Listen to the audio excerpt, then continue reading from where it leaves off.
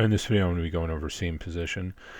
Unless you are printing this in spiral vase mode, each perimeter loop has to start and end somewhere. This is the start endpoint creates a potentially visible vertical seam on the side of the object.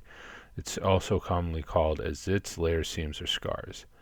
This seam will be obvious if the object is cylindrical without any sharp corners. To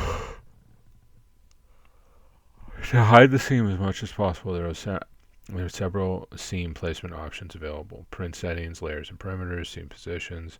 Note that some of these options will only appear if expert mode is selected.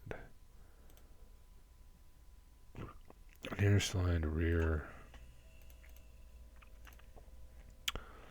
Seam position. Rear. Random nearest rear. Random nearest aligned to rear. Random nearest aligned rear. Okay, so same thing. Starting with PRUSA Slicer 2.3, you can use the seam painting tool to have detailed control of the seam placement, seam position, nearest edge. Attempts to place the seam on the nearest edge of the current layer.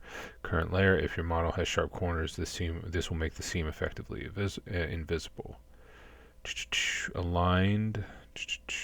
This will use the same logic as nearest for finding the candidates, but will choose one that is nearest to the start point of the previous layer. Random and rear to wherever it thinks the rear of the 3D model is. So,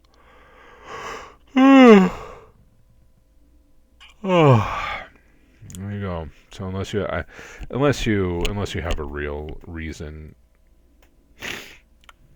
I would just do nearest. There you go. That is what seam position is.